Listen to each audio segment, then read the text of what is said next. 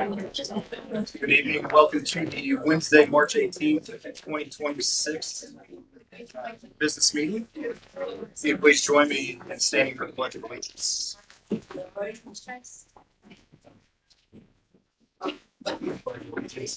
the flag of the United States of America and to the republic for which it stands, one nation, under God, indivisible, with liberty and justice for all.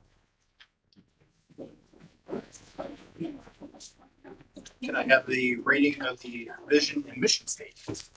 The vision statement: engaging minds, challenging learners, achieving success together. Mission statement: Richmond Community Schools equips every student with knowledge, skills, and opportunities to fuel lifelong learning, achievement, and purpose. Thank you, Dr. Wright. Would you like to present celebrations for tonight? Yes, sir. President Brand, trustees, I'm going to ask that Mrs. Bridget Hazelbaker, our Director of Student Services and Communication, join us at the podium to highlight tonight's honorees. Welcome back, Mrs. Hazelbaker. Oh, It looks as if you brought some sunshine with you, so we appreciate that. about time. About time. Good go. So it is my pleasure to recognize the Richmond High School girls wrestling team and their junior middle school wrestling team as well.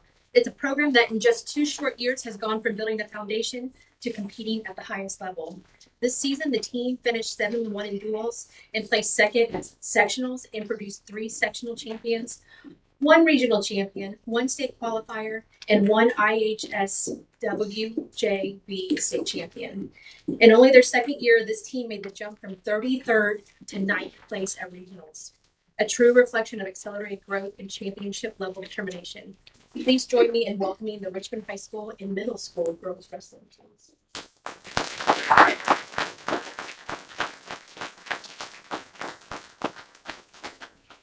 Nervous.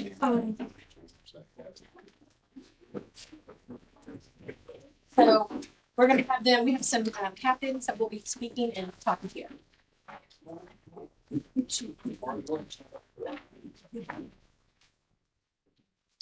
Good evening. My name is Marlon Wampler, and I'm a member of the Richmond High School girls wrestling team. In just our second season, our program has made significant progress. We've improved our dual meet record from 5-2 last year to 7-1 this season. As a team, we moved from 4th place at sectionals to 2nd place this year. These improvements show how much our program has grown in a short amount of time, and we are proud to represent Richmond High School.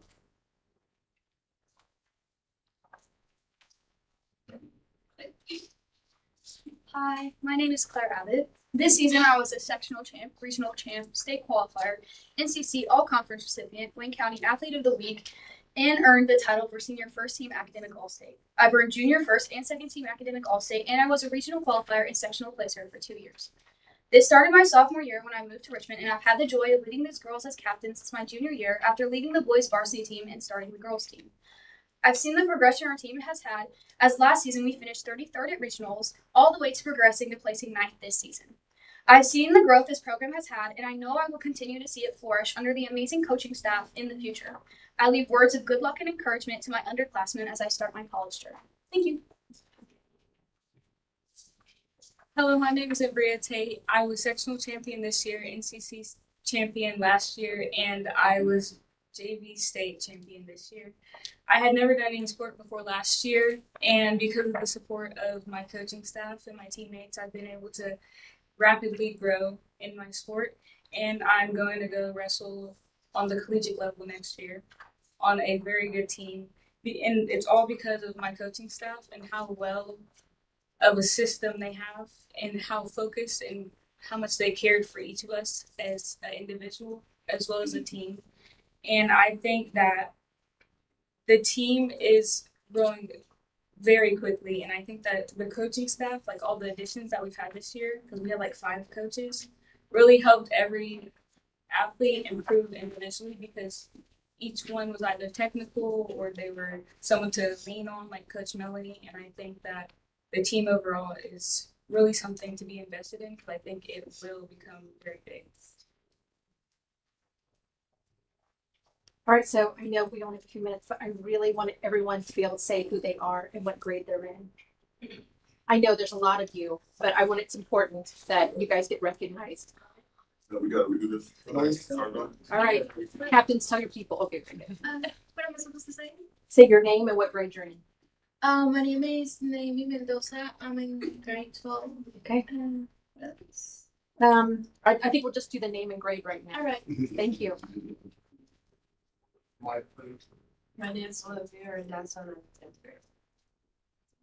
I'm Amaya James, and I'm in 11th. I'm Zoe Zerwell, and I'm a freshman. I'm from. I'm sorry, I didn't hear you. Hold on. I didn't hear you. I'm sorry. Try it again. I'm from. Okay. She's from the woods, and she's a freshman. She's a There we freshman. go. For the last one, I know. I'm Kamai Nicholson, and I'm in 9th grade. Okay. I'm Luz, and I'm in 11th grade.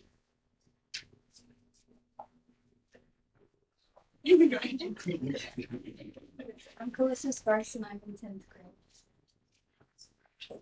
I'm Orlando Espinosa, and I'm in 9th grade. I'm Ava Daniels and I'm in 8th grade.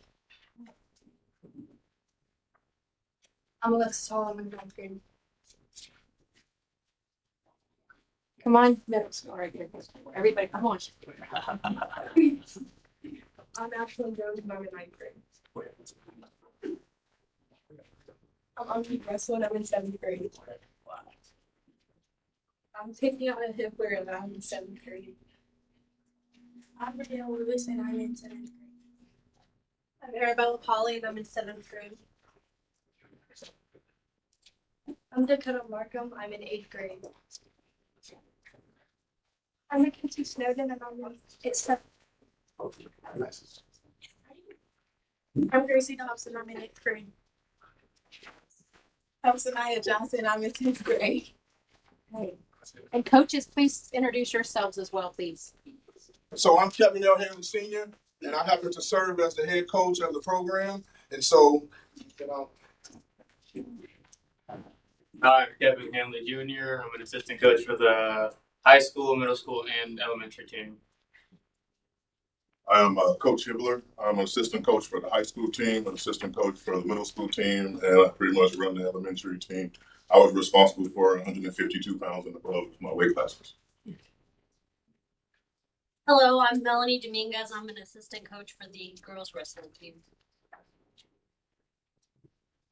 Board members, do you have any questions or comments? So these are fun. Yeah. How did these come about? That guy right there. Okay. No, I love looking at the stats and just kind of seeing like kind of all of the info about some of these girls. So very impressive. So 3 years ago, it didn't exist. I And know. now you've got you've got a state champion, you've got sectional champions, and it's incredible looking at the number of students that we have here right now, all the way down to, I believe, 7th grade and up. We go all the way down to third. They just weren't able to be here today. Yes. Yeah, And girls. the, Girls. the success in this is standing right here and what you're doing right now with the feeder program that is going to ensure that, as you were saying, that you want to set the standard for those who are following you. Well, when we look around and see everyone who's standing here right now, those underclass persons and those who are in the elementary school, you're doing fine. I wish other programs had the immediate success that you're doing, but this is something great and outstanding to look at right now. Coach, So I understand the congratulations. grades are really good too. You guys' GPAs are Yes. doing really well too. So very impressed. Any other comments or questions? Yeah. I would simply like to, again, congratulate you all. As Member Stevens referenced, and as has been stated in movies and so many times before, if you build it, they will come. And I know you all paid homage to your coaching staff, to the administrative team, to all the other adults, your parents and guardians that have supported you throughout this journey. I know that your coaches even tried to hide in the back, and Coach Hanley, I appreciate you bringing them to the forefront. I know that young Hanley is just a recent graduate and current college student. Mr. Hitler is also one of our educators there at Dennis Middle School. doing a And so is fine Melanie. job. Melanie Along as with well. Melanie as well. Hey, who's one of our educators. She was hiding behind me. I couldn't see her. So.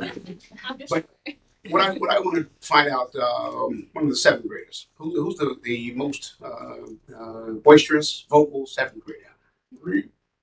So please step forward if you don't mind.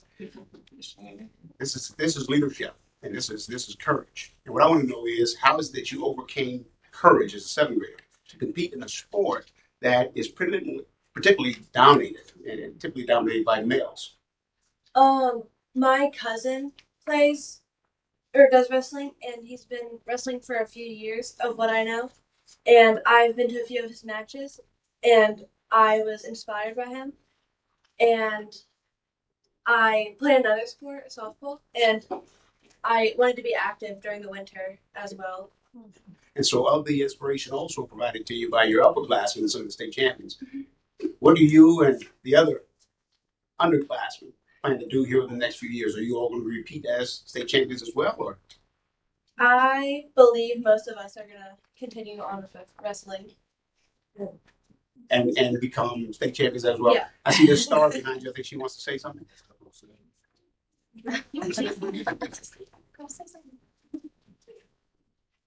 And so, young lady, what's your name again? Bria. Riel. Okay, Riel. In becoming a state champion, what do you plan to do to become a state champion here in a few years? Keep practicing the whole season and after. Okay, and after. The only thing I would ask that all of you ladies do is when you walk by, give a very stern, mean, wrestling look to the gentleman sitting right there with the red tie at the end. Just give a look to him because we need to remind him that he can get turned upside down very quickly. I'm teasing. Thank you. Congratulations, parents, guardians, coaches. Tremendous job with representing the city. I think that, as Member Stevens said, the future is extremely bright. Thank you.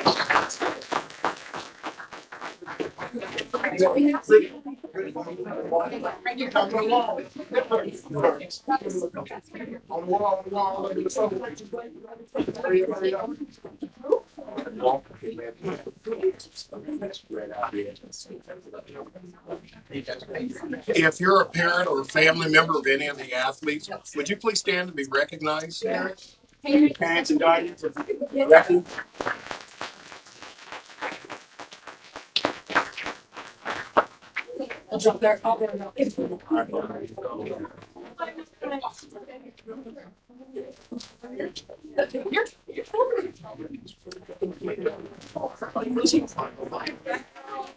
Kevin, you got it. Oh, my goodness. All right. All right, here we go. All right, no handshake. Gotcha, thank you.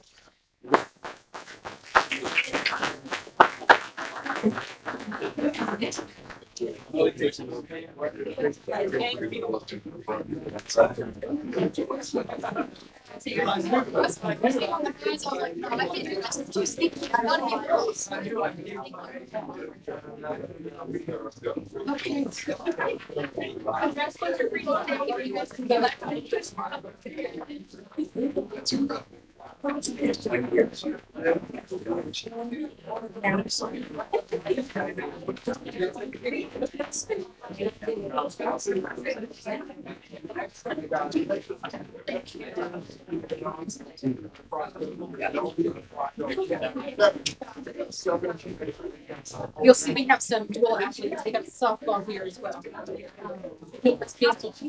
That's right. So. All right, I'll go ahead and get started with our next group now.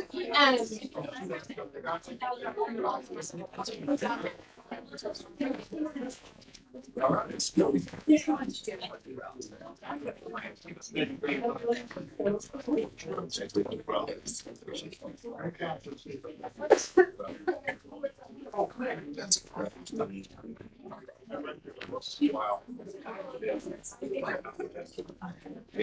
They're fierce.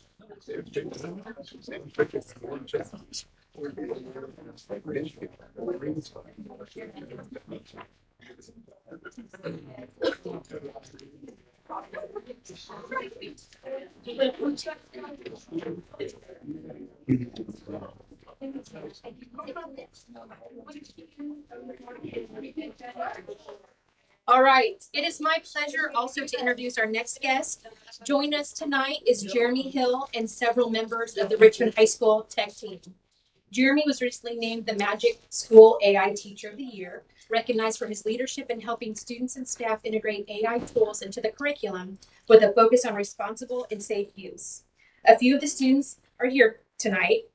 Please feel free to ask them about their work. Please join me in welcoming Jeremy Hill and the RHS Tech Team.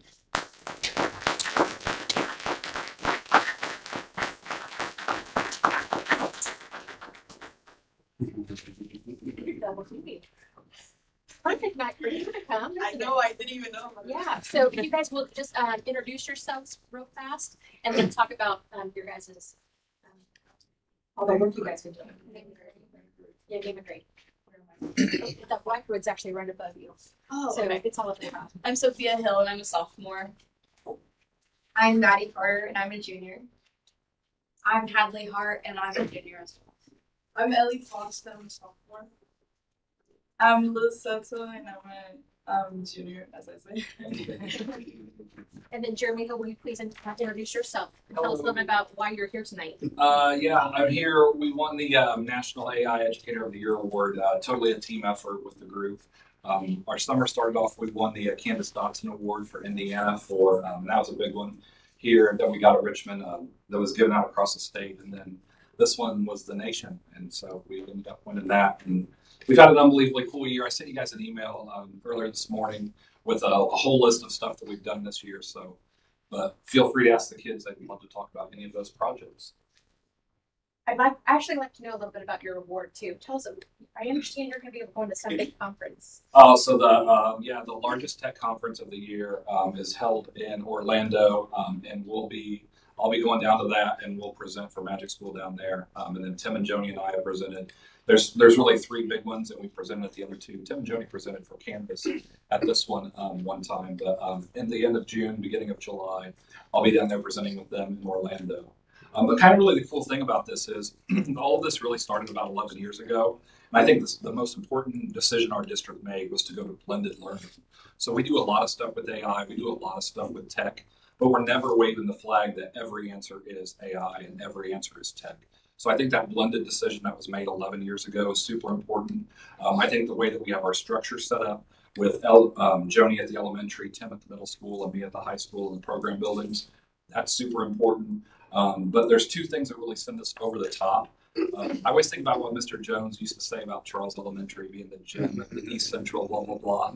Well, really with AI and tech and things like that, I mean, we're really high, not only in Indiana, but across the country right now. And so we get requests every single week from people all over the country. We Google Meet with them. We talk about how it works. And there's two things they always are just blown away by.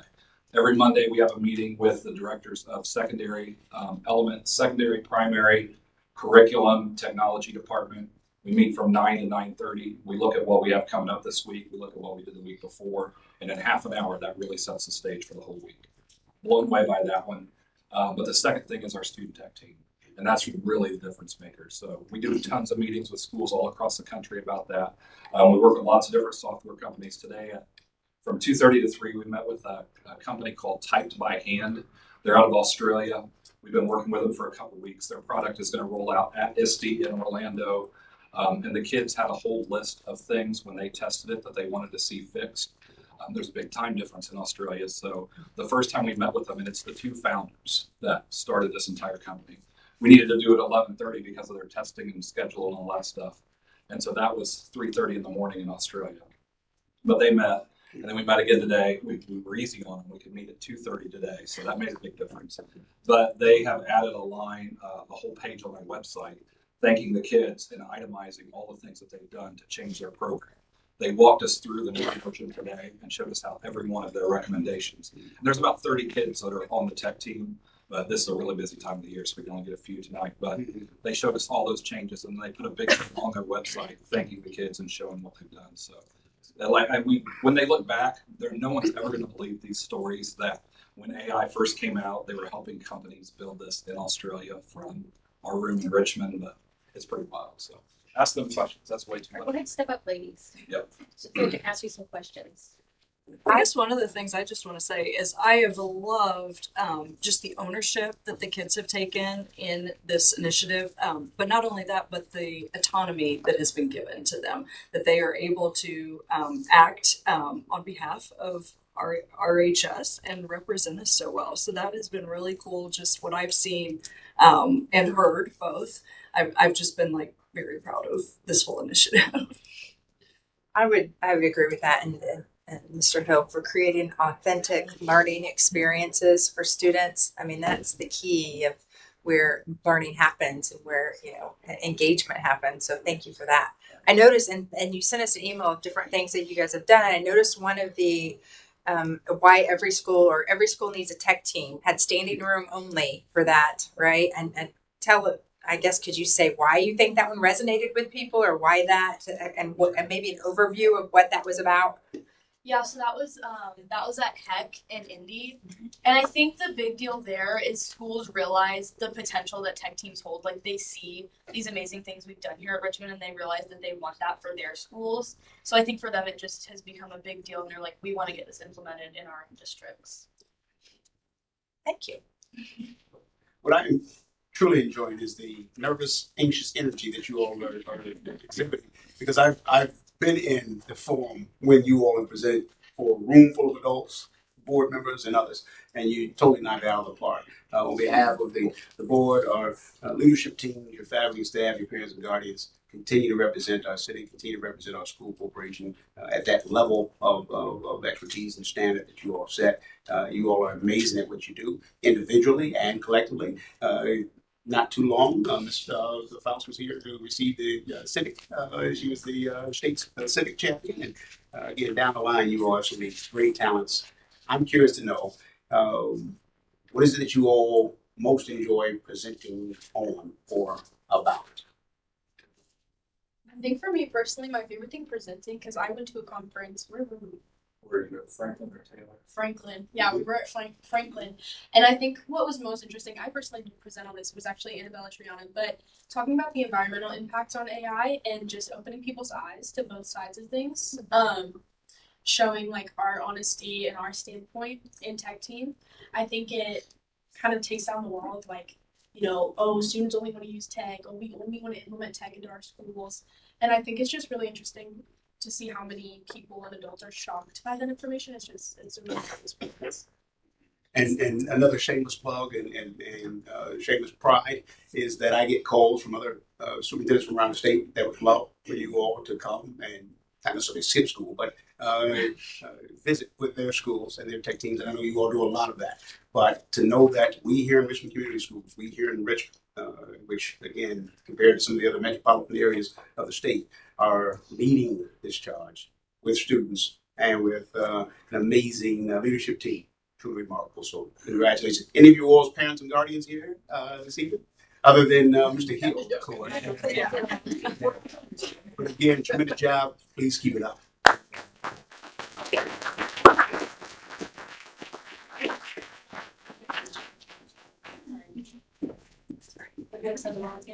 That's fine.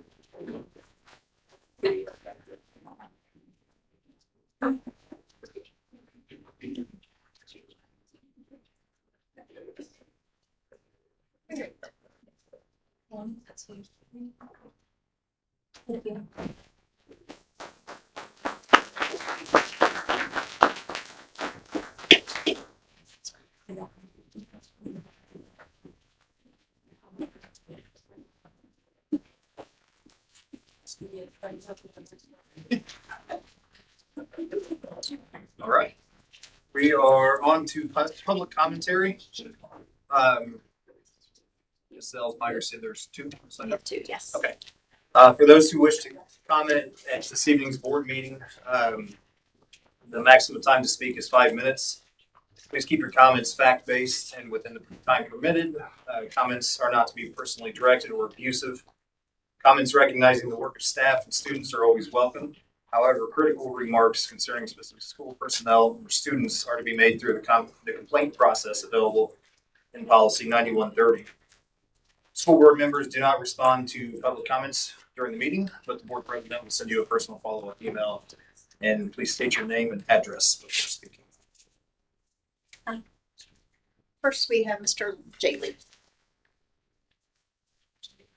Don't start the clock.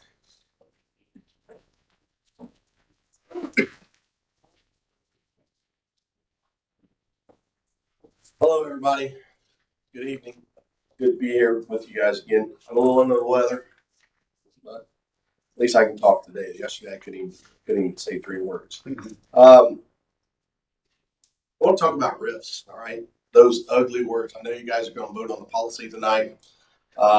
We've had conversations with the CEO this week about riffs and so forth, and there's nothing as scary as those 3 little words. I mean, we need to attack this with empathy. We need to be supportive as we can with these people that are going to be let go and so forth. And as I told Dr. Wright and his leadership team, it's not his fault. It's not our fault. It's the State House's fault. That's where it comes from. And when they cut our budget, we're getting a 0.2% pay raise next year.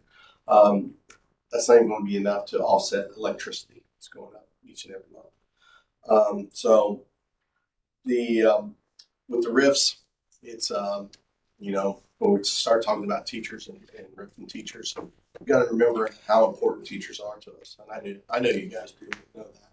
I mean, we are the backbone of America. We lay the foundations. There's not an occupation out there that we don't touch. And we're the ones that have to go through all this stuff. And we're there to serve our children, our students. And we do that as best we can. And it's unfortunate that we have to be put in this situation. But I want to just not come here and talking about, the badness of the risks. I also want to give some solutions. I mean, I know we're kind of constrained, but there are some solutions out there, or some things that we can cut. Not only teachers, but there's other positions out there that we need to look at. We have, in the last 10 years, we've added 7 administrative positions, and they're each about $100,000 a shot. And some of those are duplicates. All right. Car allowances. We have 9, I believe, 9 car allowances. Teachers, when they have multiple buildings, they get mileage, and they get a monthly paycheck for those. Phones. When a teacher has to communicate with parents, we use our own cell phones, and we use Google Voice because it's free. So we don't need phones and phone packages for other people.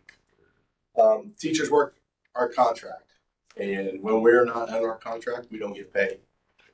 There's no paid vacation days. So if you're a 260 and you have 25 days of contract, you should be paid for 235 days. That's a savings. Those things, these are solutions. Some of our consultants, some of the things that we've been adding, we need to go back and look at those things and see where we're at, see if we still need them or not. I mean, we started in NIET 3 or 4 years ago. When's the sunset on that? When is our instructional leaders going to take over the ball and take care of that charge of being the instructional leaders of the building and the district? We don't need an outside person that we're paying to come in, and there's other ones also.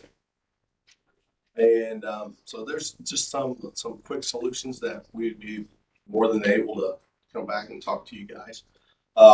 REA wants to be partners with you guys in this. And like I said, to begin with, this, it's not our fault. It's not your fault. It's their fault. But we're the ones that got to pay. And we want to be partners with you in trying to develop a plan to make this as painless as possible. And it's going to be painful.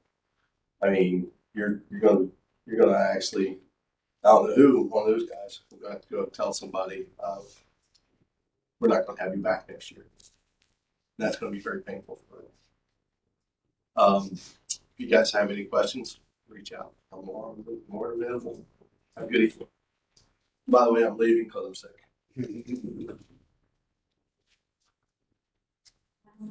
Next we have Sarah Coster.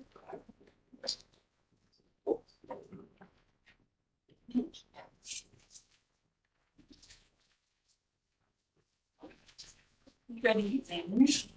I am Sarah Hasekoster. I was here last month. I'm the science teacher for the STEAM Academy. I'm also the parent of a current Logos fifth grader, as well as a Logos graduate currently at high school. I spoke last month during the board meeting and to voice my concern about the possible change of location of the programs currently housed at that Hibbert program building. And through the grapevine, which we all know how that works, I heard that some of my concerns were not well received by some of the members of the board. I was told the teachers and staff are just upset because they are jumping to conclusions and that we need to, quote, calm down and be patient because everything is under control. As I stated last time I was here, I've been teaching in Richmond for over 20 years, and I would argue that I'm not jumping to conclusions. I'm drawing conclusions based on previous experiences, and my concerns remain the same. At the last meeting, many board members and even a public speaker reminded us that the programs are the people, not the building, and I agree. The front office staff, Mrs. Yates and Mrs. Baker, are amazing, caring people that work with all three programs. So who gets to keep them? Mrs. Laudermilk has seamlessly stepped back in as our fearless leader this year. Which program gets to retain her talents? Mr. Baker, our Dean of Students, has begun making connections with so many students, which kids get to continue to have his support. The students love to visit Miss Becky and Miss Jackie in the library, which program will continue to have these ladies as positive role models. And our building tech guru, Mr. Trey, who's here tonight, loves to chat with all the students. Sometimes it's about computers. But more likely it's about football or track. Which Hibbert program gets to continue to have his positivity influencing its students. So I agree that a program is the people, not the building. But I also know that the people of a program does not simply refer to the teachers of that program. I've been around a long time, and I remember a time when getting a teaching job was difficult because there were too many teachers and not enough jobs. I remember years where adjustments in the first week of school meant that multiple teachers had to pack up a classroom and move to a different school. I remember years when I had 32 students in my fifth grade class. And I know that current finances are going to force some difficult decisions to be made regarding staff, as Jay just referenced, talking about RIFs. This is the time of year that average class size becomes the focus of all conversations. Our building will be treated like a building. Suddenly, during this conversation, everyone will forget that there are separate programs with unique needs. The students of Logos will be added to the STEAM. The students of programs will be, the teachers of programs will be counted, and an average will be found. And that average will be used to justify staffing. Maybe changes occur. Maybe they don't. Maybe the changes will be for 1 year, maybe longer. Maybe we'll be in a new building in a couple of years. And we'll have new averages to figure out and to base our staff on. Maybe we'll still be at Hibbert. Only time will tell. I have been invited to attend the Student Achievement Strategic Planning Group. Thank you, Mrs. Margaret. I hope that the administration will be transparent concerning any decisions that have already been made. When information is shared, nobody needs to jump to conclusions. Anyone that knows me knows that I will continue to share my thoughts and concerns. I will be straightforward, and I can only hope that the administration and the board will do the same. Thank you.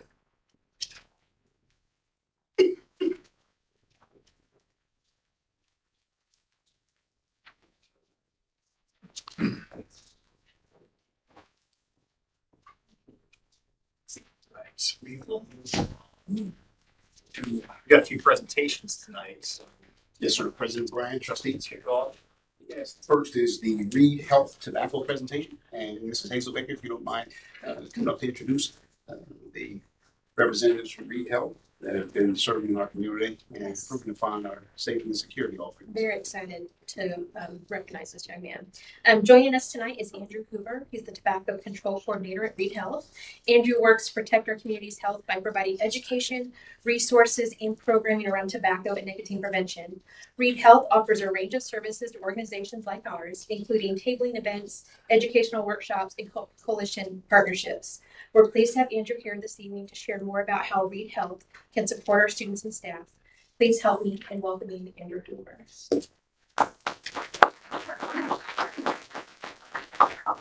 Right. Hello, can you all hear me? Okay. I think I know most of you, but if I don't know you, hello, my name is Andrew Hoover. I'm a proud RHS alum, go Red Devils, right? I'm also the Tobacco Control Coordinator at Reed Health, and I lead the Tobacco Free Wayne County Coalition, which is a group of local stakeholders, including Bridget and Matt Smith from Dennis Middle School, and we're getting more and more people involved as well. So all my work at Reed is directed and funded by the Indiana Department of Health. It's a rather new initiative at Reed.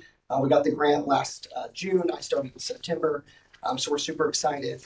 Tonight I'm just bringing you some information that hopefully can spark conversation down the road. It might be stuff you're already doing, but just ways that hopefully we can work together to support our kids when it comes to tobacco, nicotine, vaping, all of that. When I talk about tobacco, I mean all of it tonight. So first of all, thank you to all of you and Bridget and all the operations that we have going on already. Since September of last year, we've already talked to 657 kids at Dennis and Test doing tobacco prevention. Some of that is us being at the school from 8 a.m. to 4 o'clock, teaching back to back to back. My wife's a teacher. I don't know how they do it, but we were there all day teaching the kids, and they have some great questions. We'll also be tabling on March 27th, next Friday, for all RHS lunches for Take Down Tobacco Day. So if you're out and about, come by and see us. And we'll dive in. So I'm going to read off my script. If you know me, you know I will go off on a tangent. So I'm going to try to stick to my script. All right. So it's my understanding each of you have our slides where you can look into more data. There's tons of info in the speaker notes as well. So I'll be brief tonight, but if you have any questions, feel free to ask. Bridget also has my contact info if you have any questions following them as well. So a quick look at the 2024 Indiana Youth Tobacco Survey, which was the last survey we did with youth. It shows that 1 in 20 high school students and 1 in 30 middle school students in Indiana reported tobacco use of any kind in the last 30 days. That includes the number one option, as you can guess, e-cigarettes or vapes was the most popular. When it came to our high schoolers, nicotine pouches were the next popular. For high schoolers and for middle schoolers, surprisingly, some people find this surprising, were little cigars, cigarellos, like a Swisher Sweet, something like that. All of them, more than half of these students are using flavored products, such as, your fruit, your chocolate, your mint, cotton candies, all these flavors. The industry knows that the kids like these flavors. And the industry knows that these mask that harsh taste of tobacco. So if you'd like any more look at this, I have a whole data set I can send you on the youth tobacco survey, but we should be doing another one of those, I believe, end of this year, and that data will likely be like a year or two out. Public health data is always a little late, but we have more stats on this if you'd like any of that as well.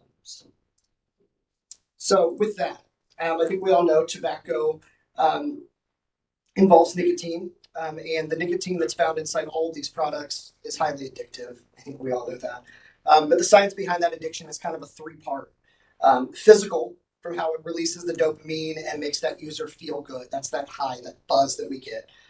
There's a mental aspect of that product that used to becoming a routine.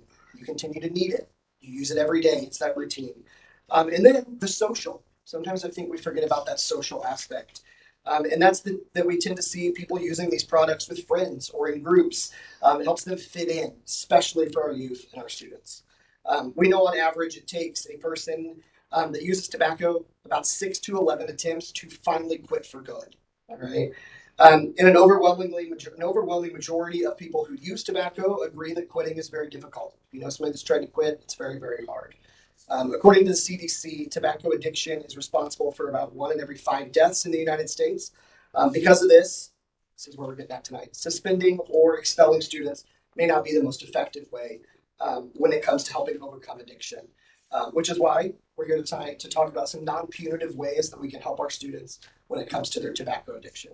And as I said, some of this might be stuff that you're already doing, but I'd love to just continue that conversation and find more ways that we can work together to help our students. So this is just a side-by-side comparison of punitive and non-punitive measures. As I said, please note, some of these might be things you're already doing. We know that using punitive measures may not be the most effective when it comes to treating tobacco addiction or preventing future violations. These punitive measures range from citations to in-school suspension to expulsions.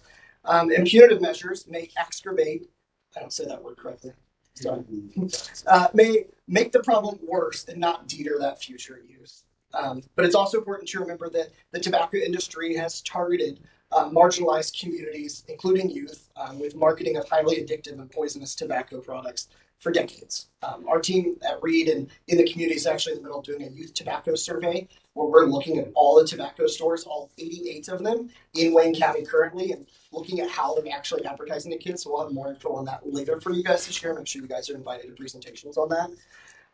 But because of this marketing that they're doing towards youth and marginalized communities, it's resulted in use and addiction disparities among youth.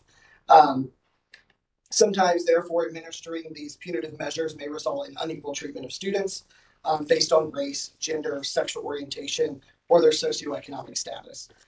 Even if there was no implicit reasoning behind that, sometimes it just happens that way behind that decision-making process. So when we factor in the science of that addiction that we talked about and these long-term consequences associated with expulsions and suspensions, using these punitive measures may not be reasonable or effective for these students. School policy should attempt to address the underlying addiction to tobacco in lieu of punitive measures. However, non-punitive measures allow us a chance to talk with students and understand their reasoning for these products. It approaches their tobacco addiction in a way that can address physical, mental, and social aspects that we discussed earlier. Underage tobacco and nicotine use is strongly linked to a higher risk of developing or transitioning to substance use disorders as they get older. So using harder drugs such as cocaine, heroin, things like that, as they reach adulthood. Research indicates that about 90% of adult daily smokers began before the age of 18. And the nicotine acts as a gateway drug, quote unquote, by inducing structural changes in their developing brain that make it more susceptible for other addictions. That's one of the things we talk about most when we go and talk to these kids. Is your brain is forming to your 25. We can't get a new one, so we got to take care of it while we have it. Research demonstrates that the stress, isolation, and separation that occurs when a student is expelled or suspended can increase commercial tobacco and other drug use and prolong addiction. And non-scientific, I imagine when they're expelled, they might be at home vaping. That's not scientific, that's off script, but just saying. So some alternative suspensions, what can we do together to help our students? The Indiana Department of Health recommends these two great options that are completely free to schools and educators and communities, one of which is In Depth with the American Lung Association. It's a free program that's offered to students who face suspension for possessing or using tobacco products on school grounds. The program consists of 4 sessions, approximately 50 minutes long. The program is administered by a certified adult facilitator, which they can get certified completely free. And it's either done in a one-on-one or in a group of 2 to 10 students format. And there's a step-by-step guide for these facilitators. There's also Healthy Futures, which is part of Stanford Medicine's Tobacco Prevention Toolkit. It was created by Stanford's research lab, or REACH lab. This program is geared for students who face suspension as well, possessing or using these tobacco products on grounds. This program, self-paced lessons, or a group of 2 to 4 hour teacher or counselor-led curriculums, putting resources and more. But like I said, both these programs are completely free. I can always provide more information. And ideally, these programs are not led by healthcare providers like me and my colleagues back here, is it's led by trusted adults that are in these schools. Kids, the people that these kids see every single day that they can trust and go talk to about their issue and not feel like they're going to be expelled, or someone they can talk to that's trusted. And these are great resources. They're completely free for anybody to learn and take this curriculum. The CDC states that, as we're talking about, the most effective approaches to helping youth quit tobacco use is through counseling and education. As such, the IDOH has updated resources for all community-based coalitions like ours, the Tobacco Free Wayne County Coalition, to share with school districts like you and our other area school districts, corporations, and more as they work to curb the rise in student tobacco use. I can always be of assistance to any of you if you're looking to find more of these resources. We have all of these and more on their website. IDOH has lots of great resources for schools, model policies, different things that we can do to help each other. I think we're very fortunate in the state of Indiana that we invest a lot of money in our Indiana Tobacco Prevention and Cessation as far as our state Department of Health. So we're very, very fortunate on that end. And then lastly, one of the things we always do when we finish a presentation in our schools to our students is I always show these slides. This is always my last slide because about 65% of current students who currently use tobacco products were seriously thinking about quitting the use of all those products, and approximately 60% have stopped using all products for at least one day when they were trying to quit within the last 12 months. So the kids are trying to quit. They know it's an issue. So we have a few cessation resources that kids can use in Indiana. Both of these are completely free.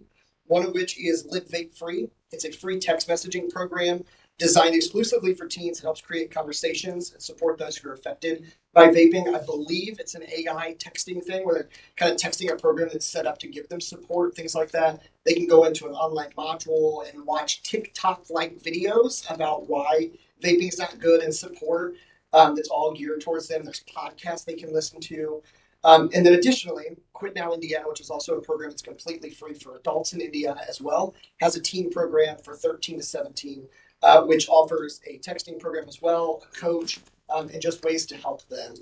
So these are things that we're really trying to get, whether it's hanging posters in bathrooms, locker rooms, things like that that we can do so the kids know that there's ways that they can get help is great. So more information on these can be provided to you as well. We actually have posters already made that we can give to the schools and put up anywhere you want, and I can provide more resources on those.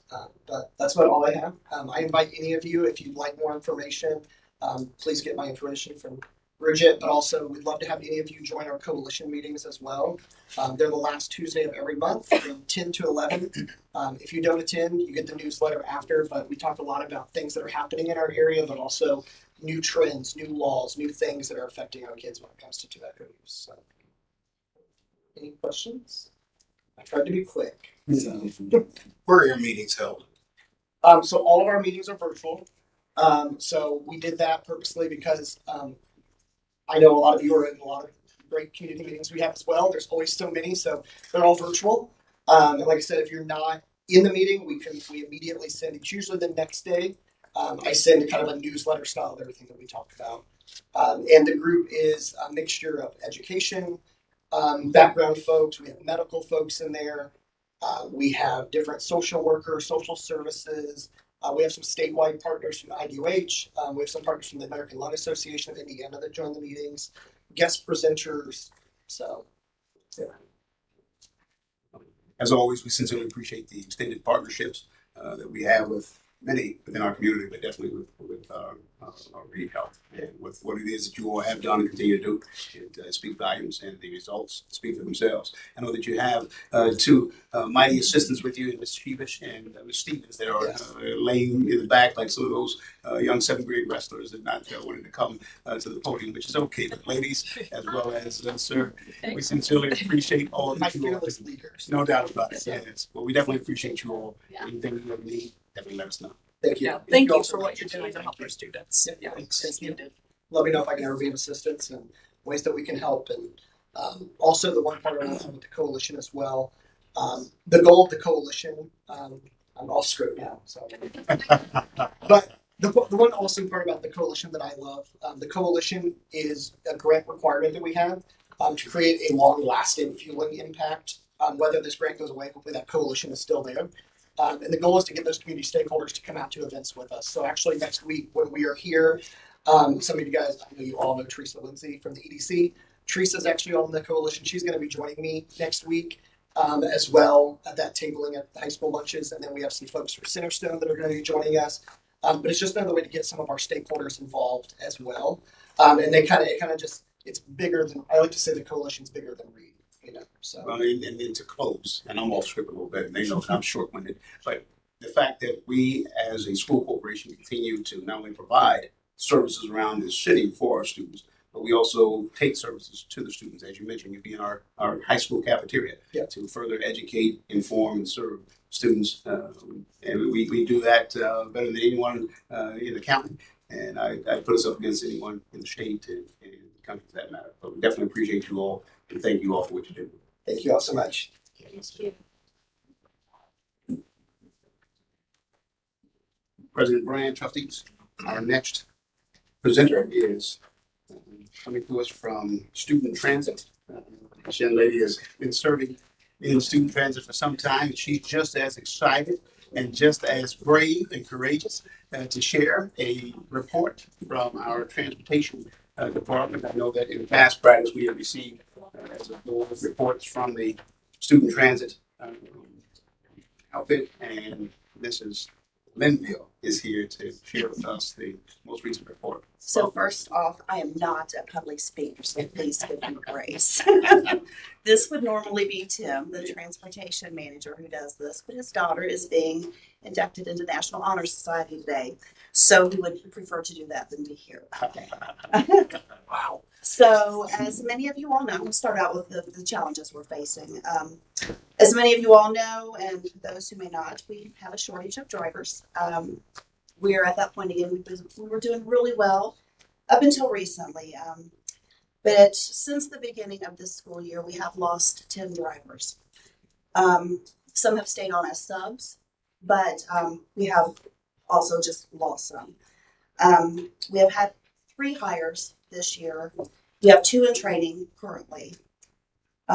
We are continuing to interview, to hire. We are doing recruiting through social media. We're doing recruiting through Indeed. And Mr. Mops has suggested maybe we even use Parent Square to put out a need to maybe some interest from parents. So to meet this head on, what we've done this year, and this is kind of prearranged for just in case these kind of things may happen, we were able to dissolve 2 routes into 4 existing routes. We were staying in constant communication with the schools, so they are aware. The parents are aware. We use Parent Square. I think the last time I checked, we were actually the top contributor on Parent Square. But all the feedback that we've received from the schools is that things are still going well. So, like I said, we knew this was probably going to come at some point through the year and had a contingency plan in place. The days that we do have the hiccups are usually attributed to, we've had some illnesses. Of course, everybody's had the flu lately. And extracurricular events. Sometimes those happen at the time that, you know, we should be out of school, getting kids out of school. It just happens that way. Sometimes we have to get kids at 3:15 to go to an athletic event. And we have to pull some routes together, and it does put a hiccup in on times. And I know one of the things we wanted to talk about tonight was some of the incidents that we've had this year with some of the buses. And there have been 7 incidents this year, 6 involving damage to a bus. But from what I'm to understand in my short time in the position, although undesirable, it's not unexpected. Lots of drivers, lots of buses, lots of things. Anytime any of those incidents have happened with students on the bus, we do personally call all the parents. We do answer any questions they may have and check on the kids, you know, to make sure that what has happened is they're okay. Any drivers that are involved in incidents, we do a retraining or refresher courses depending on what may have happened with that particular incident. Girls Inc., we're ready to start transporting them again tomorrow. It's taken a little logistic moving things around, but I think we're going to be able to do it just as we have been doing it. We've just recently been in talks with strategic planning to see what that's going to look like for the transportation department. So we've got some ideas that we're working on, but we are fully invested in continuing to work with the parties involved to make sure our kids are getting where they need to be safely. Other than that, of course, I want to thank the drivers and the mechanics and our monitors and the school's administration for all the assistance they give us through all of this, because it takes the whole village to make sure these things keep running smoothly. Any questions from board members, comments? I just want to say thank you to you and Tim, because I don't, you guys deserve just as much kudos. I'm trying to man that ship, so definitely appreciate you. And you guys have grown leaps and bounds. I'm so glad that both of you came in and really helped us kind of push on a better path. And it really shows. As a parent who had lots of challenges, it really does show. And I thank you and all of the drivers. Thank you. We know things happen, but it's been such a positive. We try to work through them when they do. And I did we went to a school board conference, and I did go to one of the sessions on transportation. It was more about why would they outsource transportation. But it was just really good. I mean, everyone is going through the driver shortages. We were some groups on Facebook, and it seems to be like a nationwide. All of the vendors, all of the, and there's not a good solution necessarily, which is the hard part. But and we vet them, so we can have applicants, but that doesn't mean anything. We vet them so much. It's MVRs, background checks, it's drug screens, it's all of that where we've got our kids in our hands. Yep. Well, naturally, I should say you're a natural at the podium. No, I'm not. Mr. Rao, you're going to have to compete with Mr. Rao now to see. Oh, he can do it. There's no competition. He can do it. As you mentioned, we definitely want to thank you all there for your leadership as well as for the drivers. As I have said time and again, school principals, school teacher, they have mobile classrooms. And within their mobile classrooms, they have to not only tend to the students, safety and security on the bus, but also be cognizant of all the amazing drivers that fill the streets of Richmond and our state and other states as they travel and field trips. But kudos to you all. We appreciate you, and we definitely thank you. Thank you. Yes, ma'am.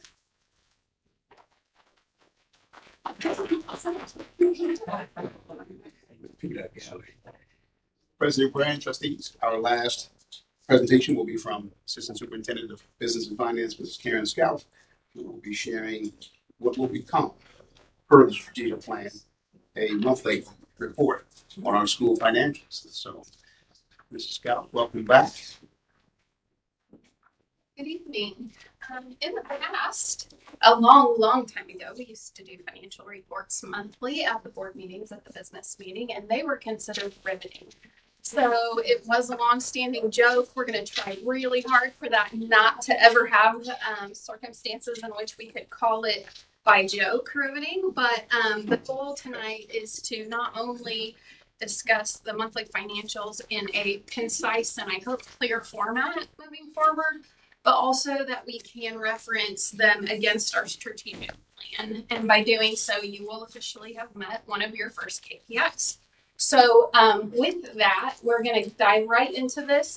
This will be a little bit of a work in progress while we figure out what works for us, what you like, what you want, maybe some other things that we can do depending on the month as things come and go. But we're going to review a few slides and take a look at the financials where we're at right now. I just want to compliment you and believe what you were attempting with the color scheme. It comes off, it pops. I know that there were some challenges, but you found the scheme that works, and I know you'll find some others down the road. True as that. Right. So when you get to looking at things on your computer screen, it's very different than when the public is looking at it out off of these screens. So we did try to find a scheme that is easy to read everywhere you look. So that's why it's a little different than what we typically use or what you typically see.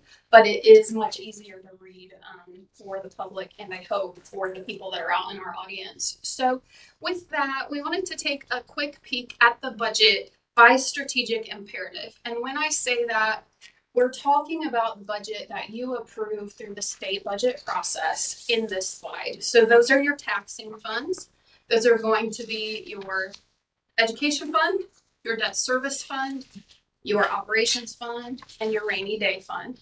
And that is because grant funds typically are all about student achievement. So the one exception is if you do get some building grants, they are few and far between, but typically our grants primarily focus on student achievement. So nearly 100% of the grants that we get are all about student achievement. So this is how our budget lines up with our strategic plan. And over 70% of our budget, or right at 70%, is focused solely on student achievement. What we can say to that is the building for the future is also a part of student achievement. You need good, clean, operating buildings in order to have success in the classroom. It's just that for your strategic plan, this would be pulled out into its own area. So that is what that looks like. Financial longevity is primarily debt. So that's how you know what we're looking at on this screen. And then community engagement is about promotion and marketing. Leadership and governance is anything associated with the board or central office, with the exception of the curriculum departments and special education. So those are your HR, your business office, and the superintendent's office, as well as school. So as we look at the February financials, we take a look year to date, and we also look at February, and these are actual expenses and revenue, or ins and outs, pluses, minuses, however you'd like to say them. But I did separate taxing funds from other funds. The other funds are primarily grant funds or donations, food services, things like that, that are not those tax fund options that we just discussed. So you can see the differentiation of how much our budget is between those two funds. You can see that the revenues also reflect what the expenses do. And then clearing accounts for the sake of balancing to those reports that you have in the monthly financial reports in the board minutes. You have to show your clearing account so that you can reconcile 100%. So those are just strictly ins and outs each month. It's like payroll withholdings and deductions, things like that. But you do need those to balance and reconcile that to those reports that you see on a monthly basis in the board minutes. So you can see right now our cash position doesn't look super great. It is early in the year and we have some work to do in the budget, which we are very aware of. So with that, those are the actual balances and the expenses and revenues. So some considerations, it is always important to know what happened that month that was maybe special to that month or things to keep in mind. And for me, those are the things that stand out. So I wanted to make sure that you, the board, and our public know that there are things that happen that may be one-off items, or they may be things that impact generally for a whole year. Those are on this list. So your tax funds, as we know, we did a $2.5 million temporary transfer from the rainy day fund to the education fund. And then primarily the funding for debt service and the operations fund come in June and December. So those funds do not have a lot of incoming cash until those dates. And that's when tax settlements arrive for real and personal property taxes. The other thing to note is that most grant funds now are reimbursable. That means that the district has to upfront the cost, and then you ask for the reimbursement after it has been expended. That means you have to have cash reserves in order to make that happen. The one note is that this year we had an extremely long delay by the Indiana Department of Education in Title I funds, and our grant opened July 1. We were just able to request a reimbursement last week. So that is an extremely long time that you have to plan for in your cash to make sure that you can still maintain your costs. Some schools can't do that and they will have to stop everything when that happens. We try really hard not to do that if at all possible, but it is something we have to keep in mind as we are working through all of the financials of the corporation on an annual basis. The other thing to note is that School buses. So we have 3 buses that were on order the entire year of 2025. They just arrived last month. So we did pay that bill. It was encumbered and was a part of carryover. We fully expected it. It will show as cash that was used from the prior year. But that was an amount that looks really heavy in those cash flow reports. So with that, I took how we have used our budget and put it into how much we have left of the budget. So you can see as the year progresses, that expended amount will continue to increase and the remaining amount will decrease. One thing about it is you don't really want to get all the way to the end, right? So you want to be able to save some resources. Part of your financial longevity imperative in the strategic plan is that we increase cash reserves in the rainy day fund. The only way to do that is to not spend our entire budget. So we have to reduce spend, or we have to save money in one form or another in order to hit that KPI for financial longevity. The other part of your strategic plan for financial longevity is a balanced budget. So at any time, regardless of how much appropriation we have, if we don't have the revenue to back it up, the budget is not going to be in balance. So we have to make sure that we reduce in order to accommodate the actual revenues coming in, regardless of the authority that the state gives us to spend money. So that is our financial presentation for the month. If you have any questions, please don't hesitate to ask. Please take a look at the cash flow report in the monthly financials that are down in the consent items. That does show you the tax funds specifically by fund so that you can see where we're at as of right now with projected end of year balances. I have a question here. I like that last slide, the year-to-date expenses from the taxing fund budget. As we work through the year, because hearing you, like, we don't want to necessarily get to the end. Is there, and maybe this is something that happens after like June and July, where you can show us like a danger zone, like be like projected to the end of the year, we might not be You able have to. it right now in the cash flow. Okay. So if you look at the cash flow, that's the projection. It does have ADM in it from the verified February, and it's got estimated into September. It is estimated at the same loss as what we saw last fall, because that's our best information to date. But it is projected all the way through the end of the year. So you actually have that right now so that you can see where we're at and what we need to do. Is it easy to equate that based on your slide of the year-to-date expenses for the tax for the year to date is only January and February, so it's only the realized amount. So to equate it, yes and no. So if you look at cash flow, January and February is going to match. Right. And that's what is on the slide that shows how much budget we have remaining. Yes. The part that cash flow presents is that it's your actual revenues to your expected expenses in actual form. And it is less about appropriation. It's more about actual cash and actual expected expense. So that you know whether you need to reduce expenses. Yeah. Okay. Yeah. So it does equate, but it's not going to be identical until December. Right. All right. Thank you. All right, we will move on to consent items. Items 5.01, 5.02, 5.03, 5.04, and 5.05. Motion to. I make the motion to approve the consent items listed with addendum. Motion by member Brunton, second by member Uriaga. President Brian, I apologize, sir. My inner Ron Cross is just spoke. So I believe we just have to read the name and the title. The names of each consent item. I'm sorry. Do we need to remove that motion? Just amend it. Just amend the motion.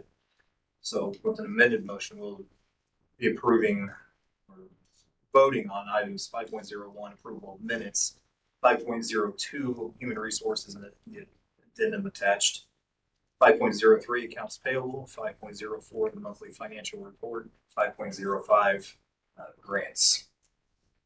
So all those in favor, vote by saying aye. Aye. Opposed, nay. Passes 7-0. Excuse me. Action items. Item 6.01, donations. Move to accept the donations as presented. Second. Motion by member Stoltz, a second by member Eloriaga. The total was $3,210 donated in the month of March.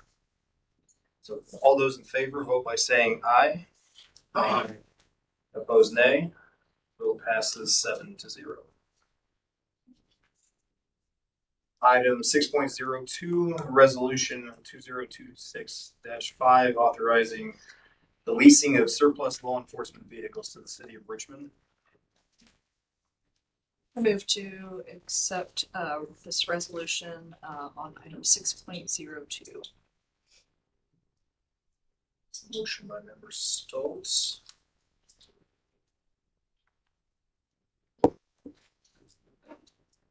I second the motion. Second by member Stevens. Any questions or comments? I have a question. Why is it only $1? Why are we not trying to sell this? Why are we not asking for more money to lease? Why are we only budget crunch time leasing them for $1 each? The partnership that we have with Richmond and Richmond Police Department, as we know, has been very, very successful. The decision to lease them for $1 still allows us to retain the vehicles in our possession, but it also puts an onus on the police department, which they have gladly accepted it, as well as other onuses to keep the vehicles up to spec. They plan to ensure that those vehicles are serviceable if necessary.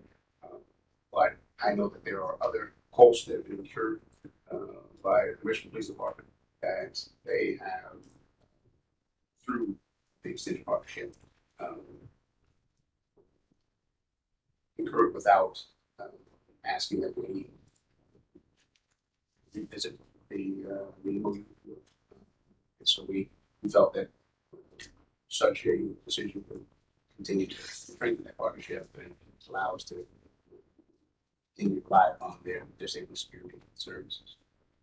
But if by owns the decision, or if the preference is to revise or adjust that, that's something that's more can be discussed and we will revisit. And we will be sitting back down with Richmond Police Department here in the next few weeks just to assess where current things are and the service they provide.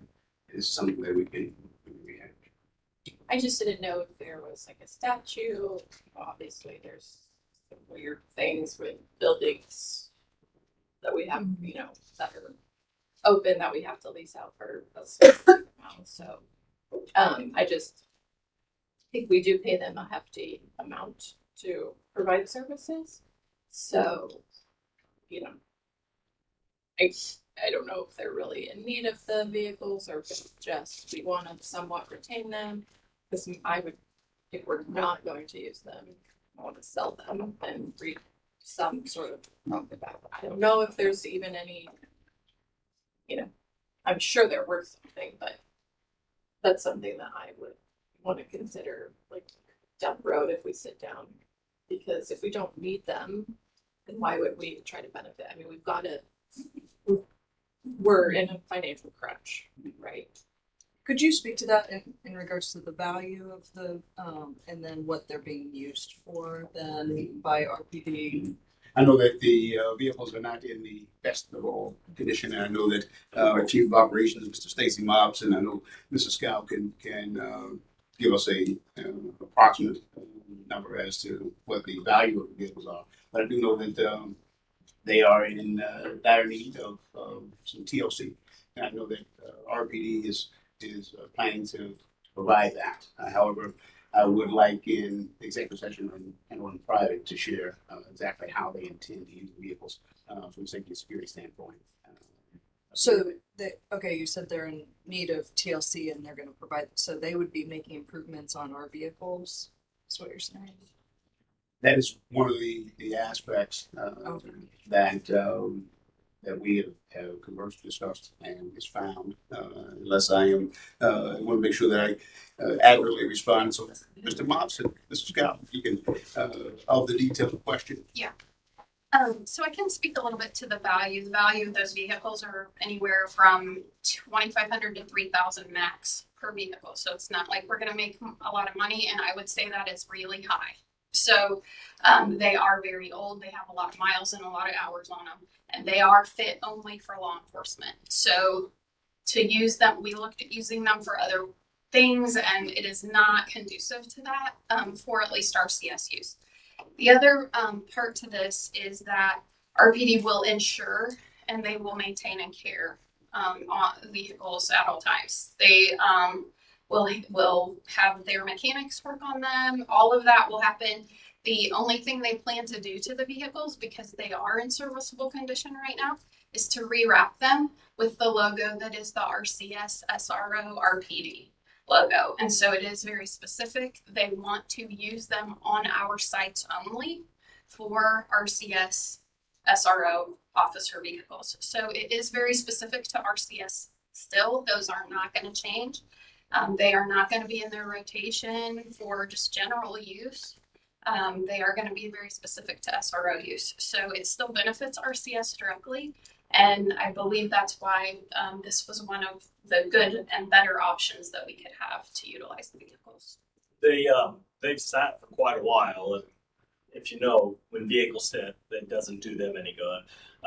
And like Karen said, they're gonna redo the wrap. And if you've ever been in one of them, there is stuff everywhere. I mean, it is like it would only be conducive to law enforcement. I'm not sure, what other use you use them for. So I mean, you say stuff. In other words, it's like there's no like comfort. computer ledge things, things for the lights and the speakers, and they're just not. It's not a family car that you would get a family car, and they're not going to be on the line. They're going to be in our space. And the cost to revise and or renovate or would be expensive for us if we were to take the lights off, which you would have to do, and get everything ready to sell. I believe that would be on us, and that would be a cost too. That would be prohibitive as far as getting them prepared for auction. Are we currently paying for insurance for the vehicles? We currently are. They will assume that. So And we they're- won't be paying for that anymore. They're sitting on the lot. The bus garage said, "Boy, we'd really like to have that room." So along with some other things, but that's So that's where they are right now. If I may add something, school corporation is paying the insurance for them right now. They've been sitting for over a year. The only time that they've been moved, or just a few times when we have test driven them for the purpose of seeing if they would be conducive for the Richmond Police Department to assume,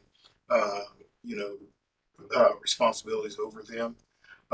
If you were to gut them, removing the lights and the interior configurations of everything else, the depreciated value of them would even go down further.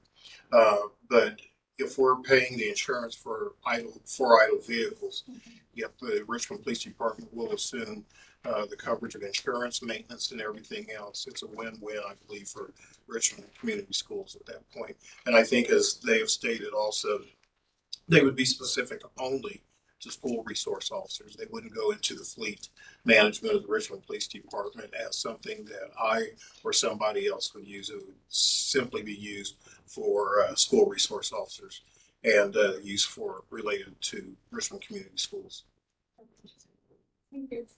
And just in closing, as was mentioned, I definitely want to thank then Mayor Snow, then Chief Britt, for presenting and providing Richmond Community Schools today. Unique time, such a service, and that service is only expanded and come to a standard that I think has been observed in Richmond Community Schools in some time under the leadership of now Mayor and Chief Weatherly. The presence that Richmond Police Department has had in our elementary settings, middle school, and of course secondary settings, the course of this year, and they onboarded last year. Faculty, staff, students, parents, guardians, stakeholders have all exercised a increased sense of safety and security. And as we know, in our profession, when that's happening, and learning is happening, and students are reaching their fullest potentials. And so, again, kudos to those who continue to support us and put their lives in harm's way for almost precious possessions. Just want to say, I mean, I appreciate Ken's question because I think as we are in the situation we're in, we're going to have more and more of these questions and scrutiny from the board. I was looking at and digging into, and we know the cabinet's doing it, and you're doing it too, Dr. Wright. But part of our duties is to dig in and see where can we save some money or where can this come from. So thank you. Absolutely, and to Member Pickering's point of reference, those were some of the same questions initially that I had posed as Member Stevens to once the statistics and figures came back across the desk. It was one of those trying to make it look. And one other thing, it's just a under lease term.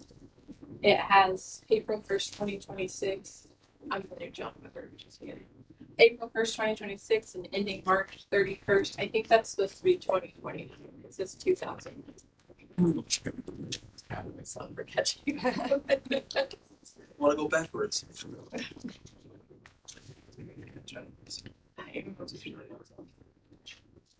You state that just It's under lease term on the first page. Yeah. All right. Okay. Yeah. Perfect. We have duly noted and we'll revise and make that whole shoot. All right. All those in favor vote by saying aye. Aye. Opposed, nay. That passes 7. One abstention. Oh, sorry. Vote passes 6-0 with 1 abstention.